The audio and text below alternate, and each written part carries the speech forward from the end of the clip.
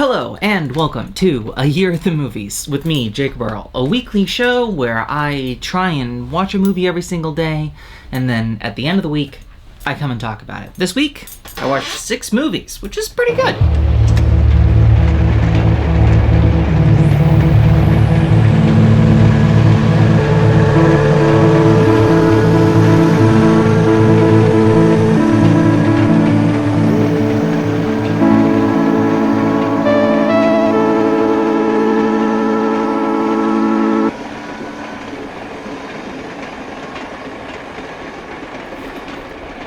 The first movie that I watched this week was called Lisa Frankenstein by Zelda Williams. It was directed by Zelda Williams.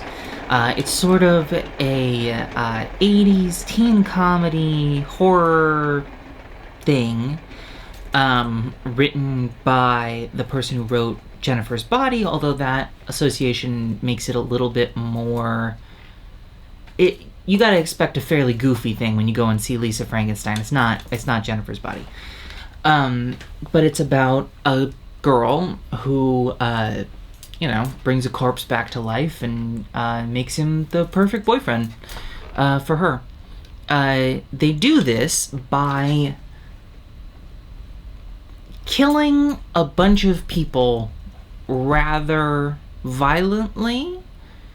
And while there are, shocks and scares and stuff, I still think it's a pretty good, Valentine's date movie, especially if your partner is prone to going ooh like that, and then it's kind of fun, right? I liked it. It's still in movie theaters. Go and see it.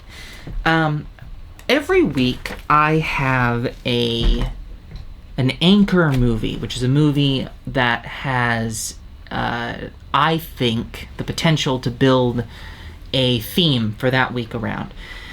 And those are always movies that I haven't seen before, because that's kind of the project, right? I've rewatched movies this week, but I haven't I'm not really going to talk about them very much. Movies that I rewatched. So most of what I talk about is going to be new stuff. And the anchor movie for every week is the one that I watch usually at the end, because that's just how it works out. But I haven't seen it before, so I don't know how well it'll click into the theme. And I thought that because this week's movie is Anatomy of a Fall, I thought that the theme for this week would be class and class based, like we did race last week, and now we're doing class. But what actually sort of emerged was a theme of, I don't know. Well, there were a couple of instances of domestic violence. I think that some stuff in Lisa Frankenstein could be construed as that, although not inter-partner violence, but violence between, family members. And Anatomy of a Fall, which I'll get to closer to the end, is about a murder case centering on a husband and wife. So I was trying to think about ways that I could watch a bunch of movies kind of in that same theme of class, and what ended up happening was a sort of a recurring theme of interpersonal violence, and especially the lengths that you will go to violently to get what you want. In Lisa Frankenstein, the main girl, Lisa, she has this zombie boyfriend, and he needs a new hand. So she cuts off the hand of a boy who groped her. Yeah, he did grope her. I was gonna say tried to grope her, but he definitely groped her while she was drunk at a party. Reasonable, retributive. But to get this hand, they kill him, and they do it secretly. Doesn't really learn a lesson from that. Not that all movies should be didactic like that, but or teaching you something like that. But I don't know. It just seemed like they were on a crazy killing spree with a bunch of zany, colorful colors, and that's fun. It's February. Go on a date to see Lisa Frankenstein. It's fun. The next movie I watched was Beau Travail from 1999 by Claire Denis, which is about some soldiers in the French Foreign Legion. The French Foreign Legion, I have no idea how the structure of it works, because I know about it in the context of, you know, kids threatening to run away, you know? For some reason, there was a real trend of kids in media threatening to run away and join the French Foreign Legion. And so I only know about it really in that context. But it seems like when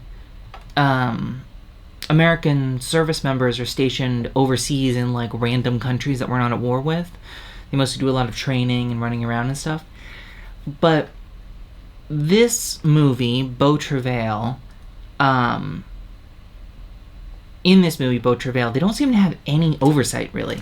Like, there's only 2 leaders. They don't seem to be really on a base. They seem to just be in what looks like an abandoned,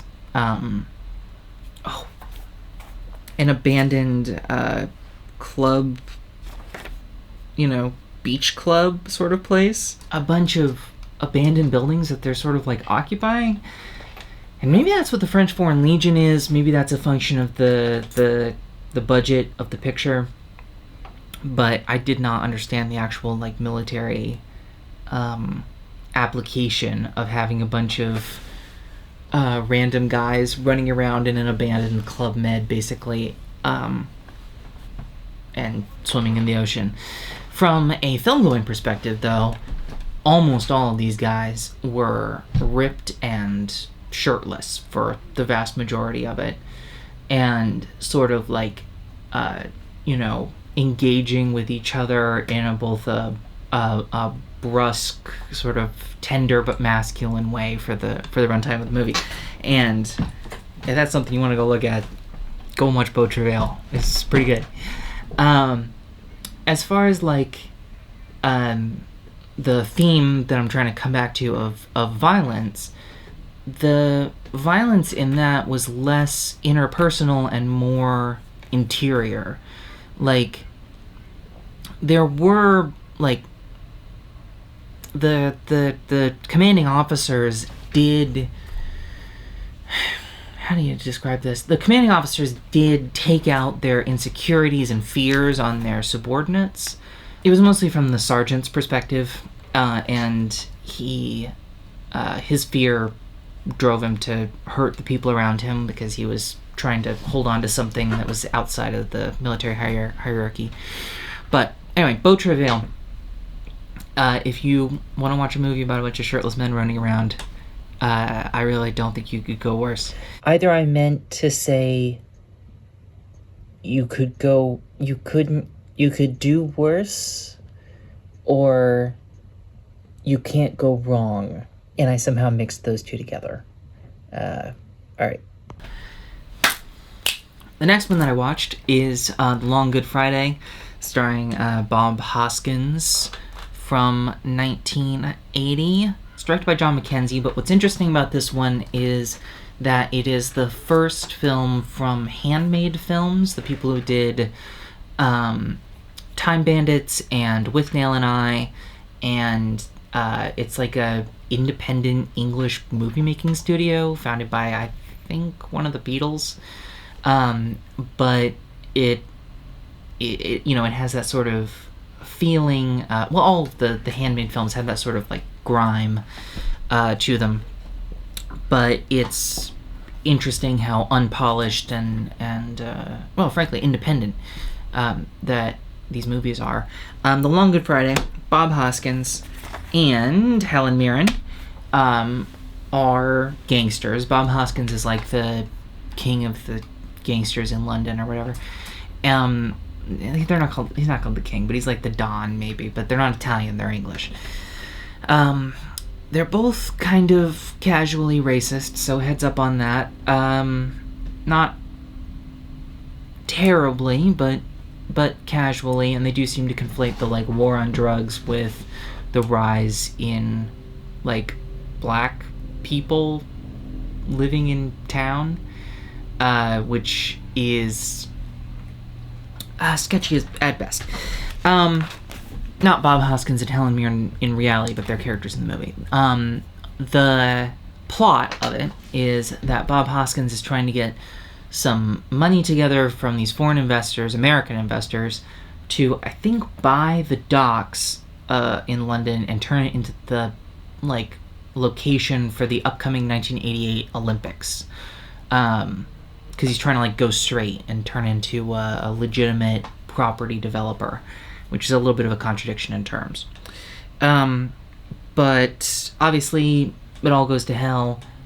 Somebody mysteriously is bombing all of their, like, businesses and guys, and just, like, lots of bombs happening everywhere. Well, Helen Mirren tries to sort of frantically, like, solve all of the interpersonal stuff, while Bob Hoskins runs around trying to solve the, like, crime of why his empire's being exploded, which is fun to watch. As a little aside, the guy who plays Belloc in Indiana Jones is a fellow named Colin in this one, who is openly gay. Like, or maybe not openly in the world, but, like, it's explicitly like, oh, here's a gay guy in this movie, which I really liked. I don't know, I just really liked that. Heads up, he basically gets, what is it, fridged, you know, when like his death is the catalyst for investigating the crime. This happens in the first, like, 10 minutes or something. So, like, one step forward, two steps back, I guess. On to the theme of violence. Obviously, gangsters are very violent, but what is interesting to me about this is how tight the king and the queen of the gangsters are. How tight Bob Hoskins and Helen Mirren are. They understand and trust each other, and it seems like as the plot progresses and Bob Hoskins gets more and more overwhelmed and afraid and worried about his empire dissolving, he gets more and more, like, fragile and sharp and dangerous, basically.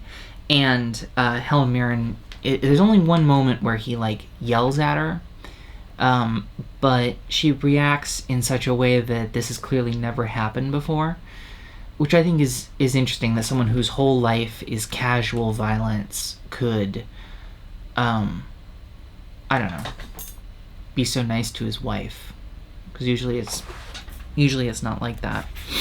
Or maybe it is. I mean, it just depends on what he uses violence for. Like, he tries to be this guy who is respectable, you know, who always has a plan, who figures it out, you know. He's, like, wearing a very clean suit. He never gets his hands dirty, you know. But his job is being a violent psycho. And most of the time throughout the movie, he can leave that at the door, but as the plot gets closer and closer to home, he finds that more and more difficult, obviously. Let's see. Next, 2022, Amanda by Carolina Cavalli, who was the co-writer of a movie from a week or two ago called Fremont, 2023, co-writer with the movie's director, Babak Jalali. But this movie, from a year previous to that, Amanda, is about a it is condescending to call her a poor little rich girl, but that's kind of what she is. She is a a girl who has money and resources and whose family is constantly telling her that she needs to get her life together, but no matter how much she fails, she always seems to fail like flat, like she never hits a real rock bottom. Like she always has somewhere to sleep. But her mind and approach don't exactly connect with the world around her in a way that I found very relatable. Like as someone, as a as a failure myself, I found this movie very relatable. And let's see.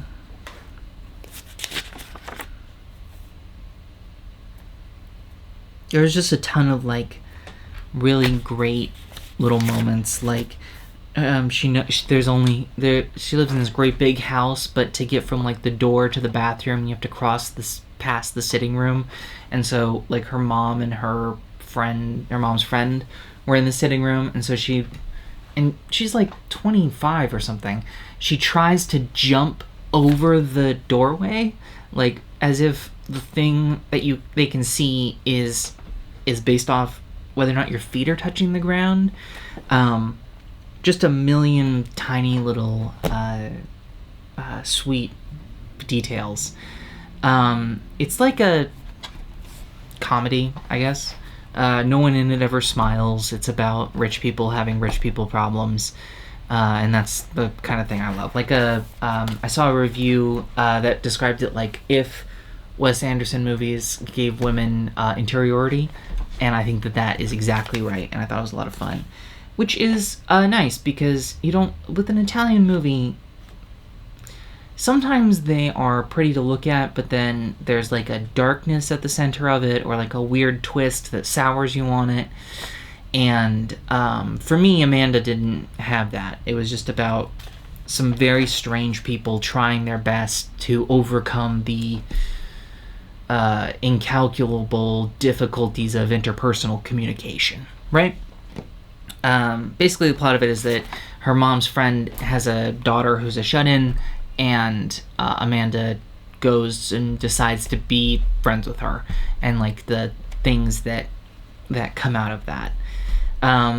The whole time she is sort of wrestling with the idea of freedom, like is she free at her parents' big house, never having to have a job and walking everywhere? Because it doesn't feel like she's free, It feels like people are always telling her to do stuff. It is, how, the different ways that a person could be trapped, like, by their own nature, by their family, by, at one point, there's a horse that she tries to free that is simply tied up, and underappreciated. She has a very strong sense of justice, Amanda, and I really liked it. Yeah, go and see Amanda. It's streaming on the Criterion Channel, and probably you can rent it, but Amanda, I really liked. Let's see. This Sporting Life, 1963, Lindsay Anderson. That's the next one. I do not understand the rules of rugby. This is a movie about a rugby player who comes from literally being a miner, like a person who mines, to great fame, great local fame. And he does that through imposing himself on the local rugby team until they take him on as a player. Imposing yourself seems to be a big skill, a big useful skill for people playing rugby. But I have no idea of the rules of it. I was a little afraid to look them up. He calls soccer football in it, despite being English, and rugby seems a lot more like what I think of as American football, except totally ruleless. There is a kind of football, like soccer, that is played in an historic square in Florence, Italy, that is based off of a sort of historical thing. That when you watch it, it's called Calcio Storico. When you watch it, it feels like you're watching gladiators. It feels like you're watching people legitimately trying to kill each other over a soccer ball. And I think that Calcio Storico is to what I'm going to call soccer here, as American football is to rugby, or the sort of mining town version of rugby that they're playing in this movie. Like, they're tripping people, they're bashing each other's noses in, they're like kicking the football around on the ground, and then like I don't understand any of the ideas of how this game is played. It was just so strange to me. But the main thing in it, the main story, is that Frank, the main fellow, elevates himself out of being a coal miner into local fame and fortune through sport, right? But he is only famous and fortunate as he is doing this sport that takes a huge amount of like toll on his body. And outside of the arena, he has very few skills. Another movie sort of about the difficulties of social interaction, and about someone forcing their way through their life, but to a much less successful extent than Amanda does in Amanda. In this sporting life, Frank basically bullies the local rugby league into letting him on the team, and then he wins games and cheats and bites and scratches his way through it. But that doesn't work in his nascent romantic life, because he's decided to be in love with this local widow who's his landlord. But he can't do it. Like, he can't be in love with her. He tries, and she says no all the time, but he tries to be in love with her, including at one point, like, forcing himself on her in a kind of a really worrying scene, that then they keep dating afterwards. Like, it seemed to me that the filmmakers were sort of describing what is her name? Mrs. Johnson. They were describing Mrs. Johnson basically as an ice queen, and then the football player as a guy who needed to break those boundaries of her like being closed off from the rest of the world, and part of that was forcing himself on her sexually, which, like,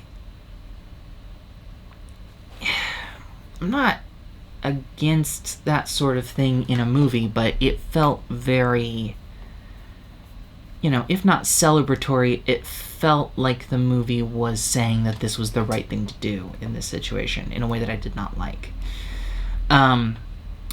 But, I mean, ultimately, it doesn't work out for him, and no amount of grasping and fighting and holding on can keep your, like, interpersonal relationships together. Like, you have to build. You can't just give people gifts and take them on trips and sleep together, Like, there has to be a little bit more there.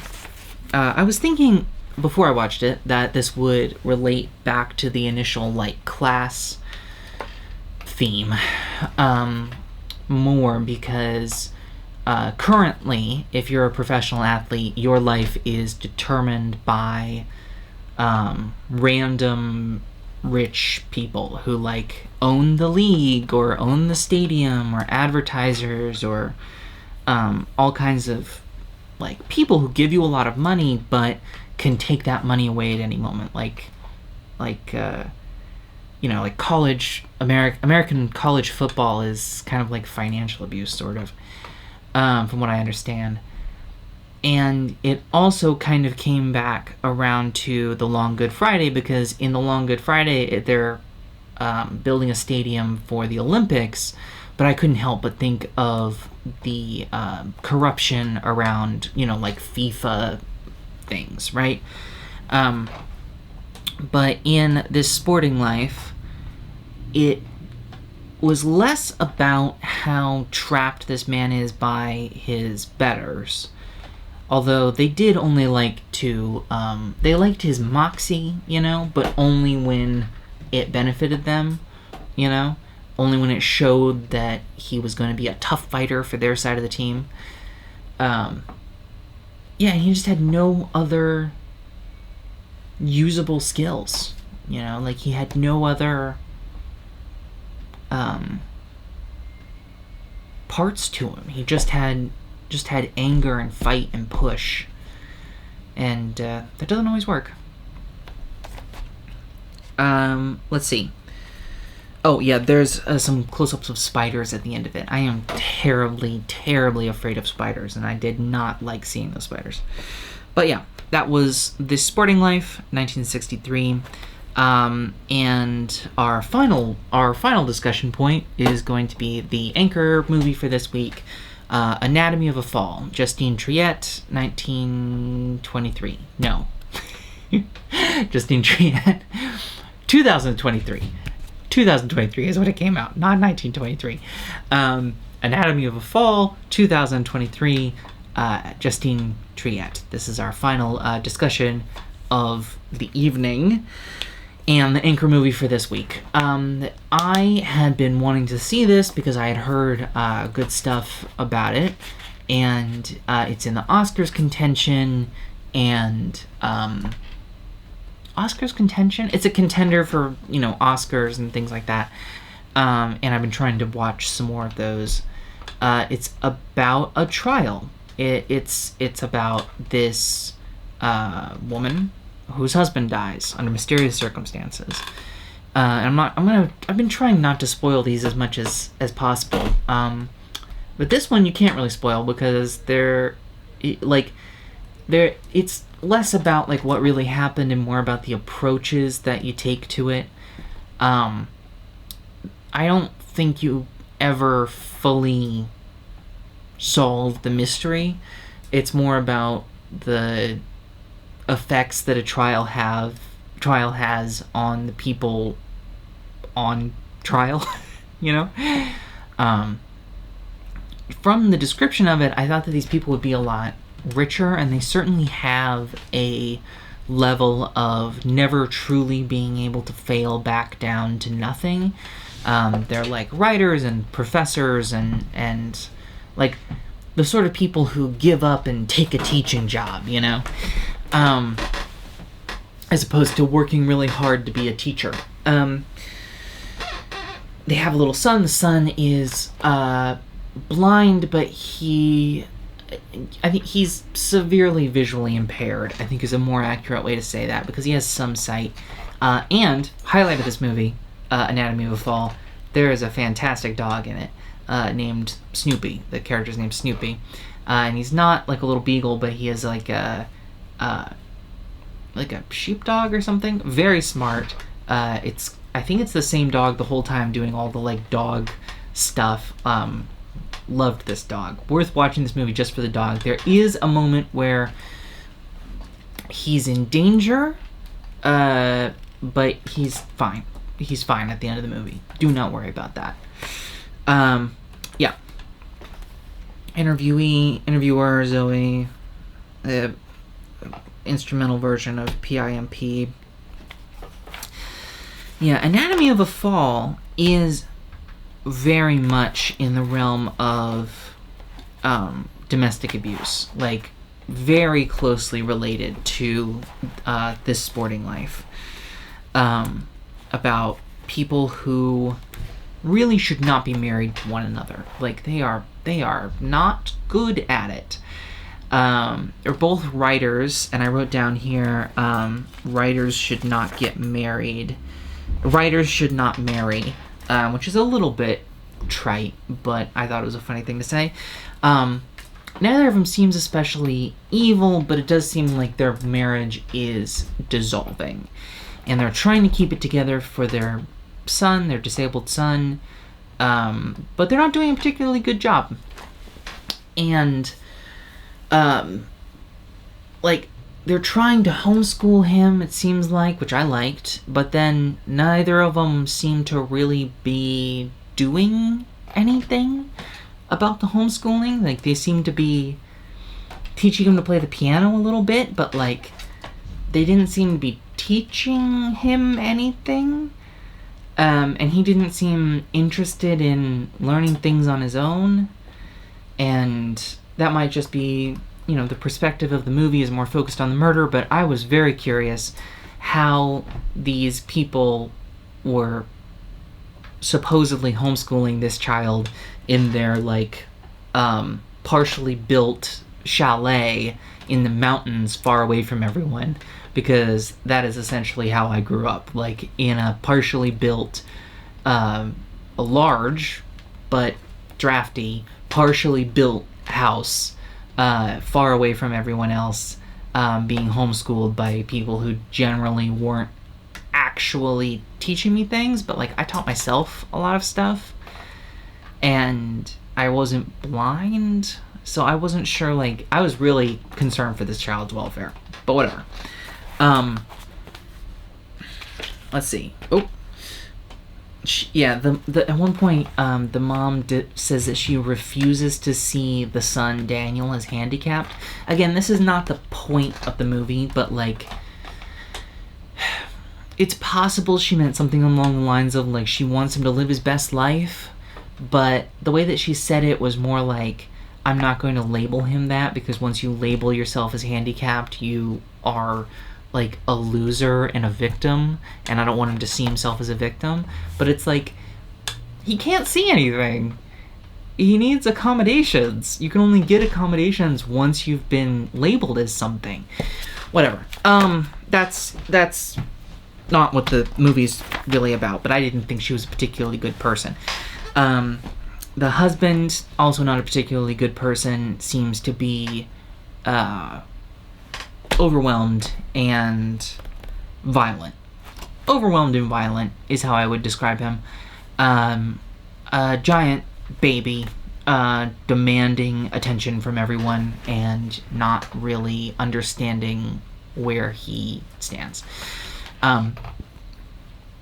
The way that they filmed it was, I didn't like the way that they filmed it. It was this combination of, like, different cameras and different lenses, using tilt shift at one point, lots of perspective shifts, like, some of the perspective shifts were done really well, like, when you can see, like, they play, you know, they have a interaction, and you hear the audio of the interaction, but then you see it from the wife's perspective, and you can tell that you're seeing it from her perspective because the other characters in it are more blurry around the edges, that kind of thing. Or when the son is on trial, you just see the son, and you hear the lawyers talking to him. Another thing, I do not understand the French criminal justice system at all. It seemed like there was just a lot of walking around and, like, arguing and, like, crosstalk stuff, like television style crosstalk, where they were just talking to each other. Like, the defendant at one point was, like, actively questioning one of the witnesses on the stand, and then, like, where the defendant sits isn't in, like, isn't, like, in a particular place. They're just, like, on the bleachers behind their lawyers. Like, The way that, if that's really how the French legal justice system is, I do not understand it whatsoever, but that's okay. Let's see. French cops videotape things and do reenactments and stuff, which is so strange. It takes a year for her to get to trial, but she's not like held anywhere. Oh, there's a lot of like there's a lot of things like that where it was just kind of like cultural things that I had to sort of move past because I couldn't tell if they were making a joke or if France is really this strange. Let's see. Quite often blurry vignette looking out. Yeah. There is a bunch of stuff I could talk about in this that would be spoilers, I guess. Because like I don't really want to like tell you the outcome of the case because it's like a mystery. But there are these sort of lingering questions of if justice was done, does it matter how we got there? Which is often the sort of thing that you think about in like a bounty hunter movie or something like that, where if what happened was just, does it matter how it happened, you know? And the takeaway from it is much more in the realm of asking the audience how they feel, asking the audience to interrogate in themselves how they feel about the events that they just watched. Not so much in providing a solid answer, a solid didactic answer to the questions at the heart of the case. And if you're not into that, then you're gonna think that it was a waste of time to watch.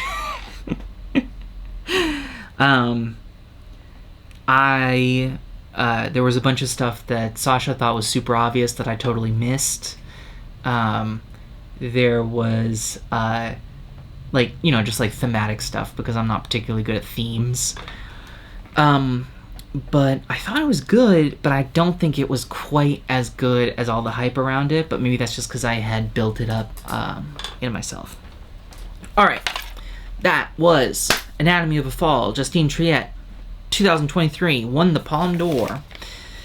This next week, my anchor film,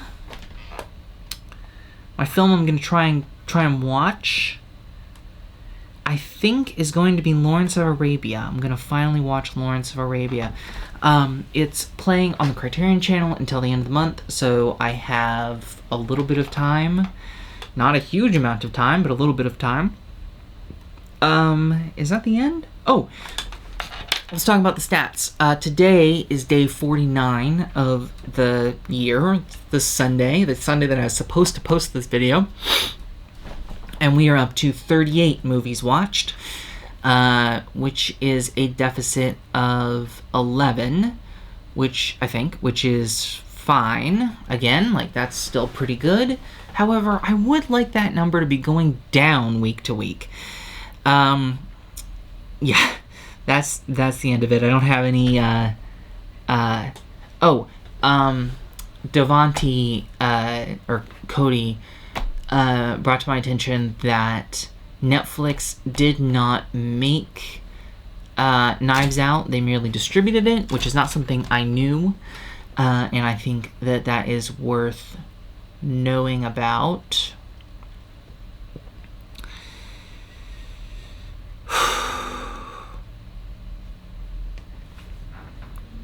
We're going down week to week. Is that it? Okay. Yeah. Anchor movie for next week, Lawrence of Arabia. You know, I've always meant to see it, and I will. As always, if you like this show, subscribe, I guess. And I am making the audio of all of these episodes available to members of my Patreon as like podcasts to listen to. So if this is not your jam of like watching me just talk basically with as few edits as I can manage, and you just want to listen to the audio of it, I suggest you go to patreon.com/JacobDavidEarl, I believe. The link's in the description anyway. And give me $1. And you can download them as audio. Or probably you can do that if you subscribe to YouTube Premium, but I've never done that, so I don't know. Alright. For Early Bird Industries, I've been Jacob Earl, and this has been a week at the movies. It's been a year of the movies, the week for watching movies. Okay, I think that's the end of that.